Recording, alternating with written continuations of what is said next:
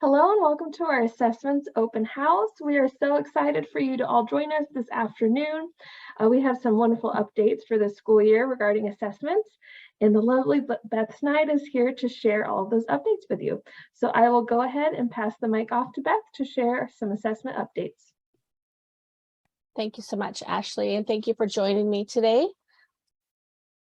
Today we'll be discussing the various assessments at Compass and their importance for our school and our scholars. I'll be taking questions at the end, so feel free to put those in the chat and I'll address them when we finish our presentation. We'll begin with our mission and vision and our Compass values, and then move to the many acronyms related to the various assessments. I'll explain why assessments are important and how we do and don't use each of the assessment results. I'll show you who takes each assessment, go over specifics, including estimated assessment times, and wrap up by sharing where you can find practice and training tests. Okay, so our mission statement is, our mission is to inspire and develop innovative, creative, self-directed learners, one scholar at a time. And our vision at Compass is to create a collaborative virtual learning community, inspiring scholars to appreciate the ways in which arts and sciences nurture a curiosity for lifelong learning and prepare scholars to take responsibility for their future success. Our Arctic values of achievement, respect, teamwork, integrity, and communication guide us in our journey at Compass. Similar to our mission, vision, and core values, our Compass Scholar Profile also guides all of our work here at Compass. So I'd like to introduce you to our assessments team. The assessments team works within the larger staff support department. I'm Beth Snade, and I have been the assessment and data coordinator for 7 years.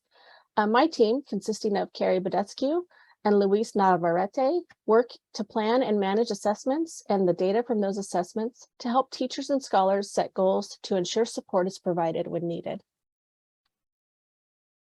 So let's begin with our acronyms. In education, it's alphabet soup with all the acronyms sometimes, so let's break it down. SBAC or SBAC is the Smarter Balanced Assessment Consortium. California belongs to this consortium, along with 12 other states, the U.S. Virgin Islands, and the Bureau of Indian Education. CASP, otherwise known as CAASPP, is the California Assessment of Student Performance in Progress. This is California's version of the Smarter Balanced Assessments.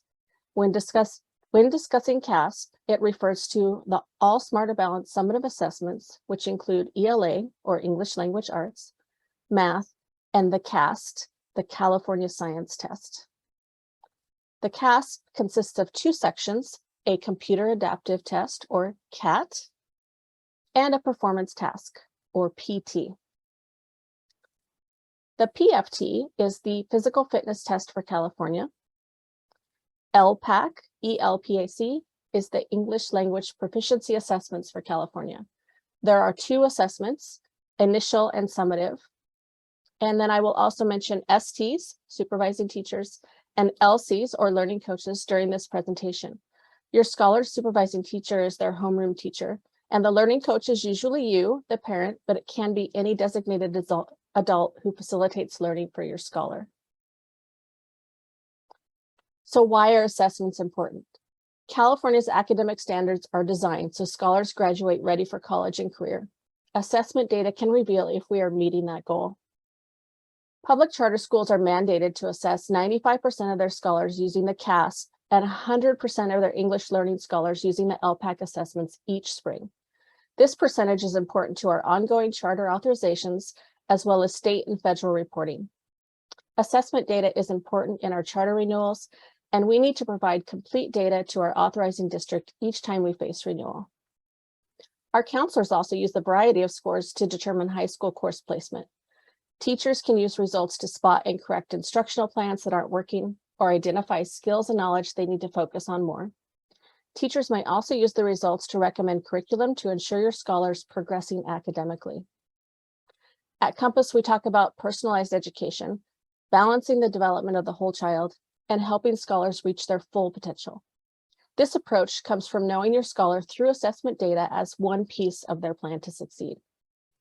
Assessments aren't the only measure of scholar achievement. Be assured that Compass teachers and staff are using other means such as projects, performance tasks like research papers and presentations, as well as performance in courses to determine scholar achievement and address skill gaps. We understand that successful scholars may not assess well for a variety of reasons. We look at all of the available data to respond to our scholars' needs. We may also use assessment data to prove outcomes to the state or to our authorizing district. Assessment data is our report card rather than the scholars. This data helps guide our school and teachers to ensure we are not only meeting requirements, but also meeting the individual needs of each scholar. So what are the assessment results not used for? Assessment results are not used in any high-stakes decisions, such as determining if a scholar advances to the next grade, if a scholar graduates, or if a scholar passes or fails a course. Assessment results are separate from course grades and course level advancement at the end of each year. And if we share assessment data with educational partners, we're sharing aggregated data, meaning we don't share private, individual, or identifying information. Aggregated data is usually shared by grade level groups, and by charter. So now that you have a high-level understanding of assessments, let's get into some specifics. The CASP and CAST, remember that's ELA, math, and science, are given at the same time in the spring. These assessments are computer-based and require a laptop or desktop computer or an iPad with an external keyboard, and require a secure browser downloaded to the device ahead of time. Personal Chromebooks are not compatible with the secure browser, but school-managed Chromebooks are. We offer loaner computers for testing if necessary.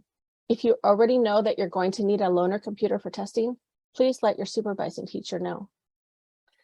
The CAST for ELA and math both consist of two sections, the Computer Adaptive Tests, or CAT, and a Performance Task, or PT, based on the Common Core State Standards. The CAT includes a range of item types such as selected response, constructed response, tables, fill-in, graphing, and so forth. And the PTs are extended activities that measure a scholar's ability to integrate knowledge and skills across multiple standards, which is a key component of college and career readiness. The CAST, the science test, includes standalone or discrete items and performance tasks all together in one test. The discrete item types consist of selected response, constructed response, tables, fill-in, graphings, and so forth. The PTs measure a scholar's ability to integrate knowledge and skills across multiple standards through extended activities. The CAST is aligned with the California Next Generation Science Standards. We use Compass teaching staff as assessment proctors. This school year, our CASP assessment window begins March 27th, 2023. The California Department of Education and Educational Testing Service has approved the remote administration of the CASP assessments for this school year. Score reports are typically available 8 to 12 weeks after our testing ends and can be accessed in the parent or scholar portal in School Pathways. If your scholar took the CASP last year, even if they did so at another California public school, you should be able to find those score reports in the parent portal after the first day of school. The LPAC assessments transitioned to a computer-based test in the spring of 2020. These assessments are administered by our own Compass teaching staff. The LPAC is aligned with the 2012 California English Language Development Standards. Scholars are assessed in each of the 4 domains: listening, speaking, reading, and writing. The initial LPAC is used to determine if a scholar is an English learner or is fluent and proficient in English.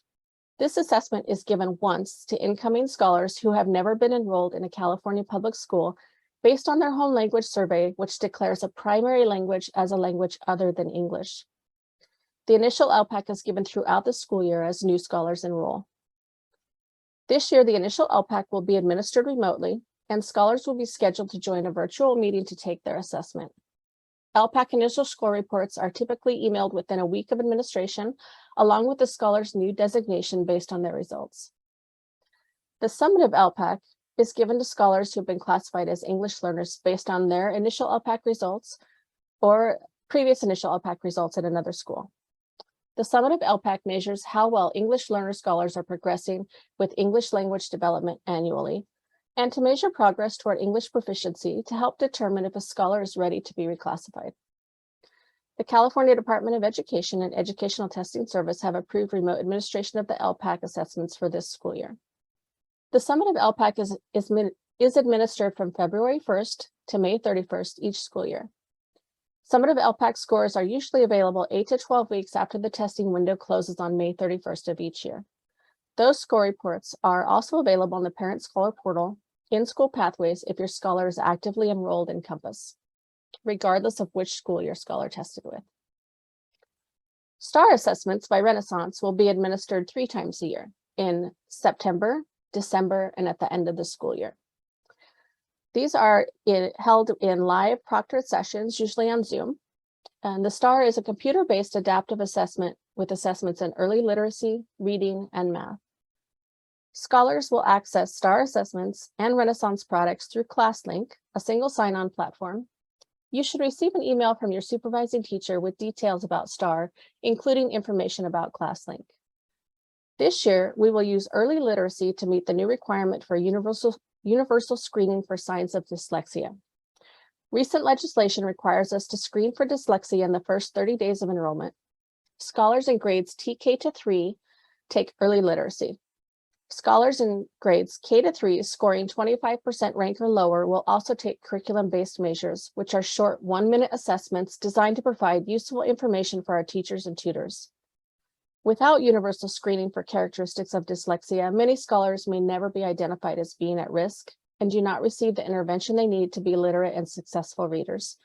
We're so excited to have these tools to support our early readers. Freckle is a curriculum that uses STAR assessment scores to set a beginning level for reading and math activities. Scholars may use Freckle as an optional supplemental instructional aid. Scholars using Freckle are encouraged to schedule 30 to 60 minutes per week to work on their instructional paths in Freckle. Scholars at risk or below grade level are encouraged to attend live tutoring sessions in addition to their asynchronous work in Freckle. We have also added social studies and science to our Freckle subscription this year to offer additional resources for our scholars. And we have a new partner in Renaissance, Lalilo. Lalilo will be used exclusively by K to 3 scholars who are most at risk, as identified by our early literacy scores and CBM results. In order to close skill gaps and strengthen scholars' areas of weakness, Lalilo will be the recommended supplemental curriculum for intervention for our younger scholars. Live instruction will also be provided for scholars in grades K to 3 for reading intervention. Now, our supervising teachers will use these STAR results along with Freckle and Lalilo progress during parent-teacher conferences and connection meetings to collaborate with parents and plan the best support for their scholars. And finally, physical fitness testing. The PFT consists of multiple activities with the main goal being to help scholars establish lifelong habits of regular physical activity. The PFT has 6 parts that show a level of fitness that offer a degree of defense against diseases that come from inactivity. The assessment window for PFT begins February 1st, 2023 through May 31st, 2023. For those assessments that begin later in the school year, we will be sending information and reminders as we get closer to those assessment windows. So with so many assessments, it can be confusing to track if your scholar needs to take an assessment. Using this table, we can determine who takes the assessments at Compass. CAST, that's ELA and math, is taken by scholars in grades 3 to 8 and 11. CAST, the science test, is taken by scholars in grades 5, 8, and 11. Additionally, grade 12 scholars will take CAST if they didn't take it previously in high school. Our STAR Early Literacy is taken by scholars in grades TK to 3. And this assessment, remember, meets the newly enacted requirements for universal dyslexia screening. Scholars in grades 4 to 12 may access early literacy if necessary based on their level of need or their IEP. STAR assessments, reading and math, are taken by scholars in grades 1 through 12. For grades 1 through 3, this assessment may be recommended based on their at or above grade level score on the early literacy assessment. LPAC is given to all grade levels as appropriate for scholars identified through their home language survey or scholars previously identified as English learners. And the PFT is taken by scholars in grades 5, 7, and 9. So our estimated assessment times for each assessment given at Compass reflect actual assessment time and does not include time for instructions or logging into the test delivery systems. When we share estimated assessment times, there's no implication that scholars need to finish in a certain amount of time for the state assessments. State assessments are untimed. The times listed are average estimates, and scholars may finish in less time or may take more time than listed. Last year, the CAS blueprints were shortened to reduce the testing times, and these shortened times are shown on the slide. The computer adaptive test, or CAT, portion of the blueprint was reduced by approximately 50% in each claim. Given that performance tasks are designed to be integrated tasks, the blueprints associated with the PTs were not adjusted. So this resulted in the 50% reduction in the time needed to administer the CAT in 2021 and 2022.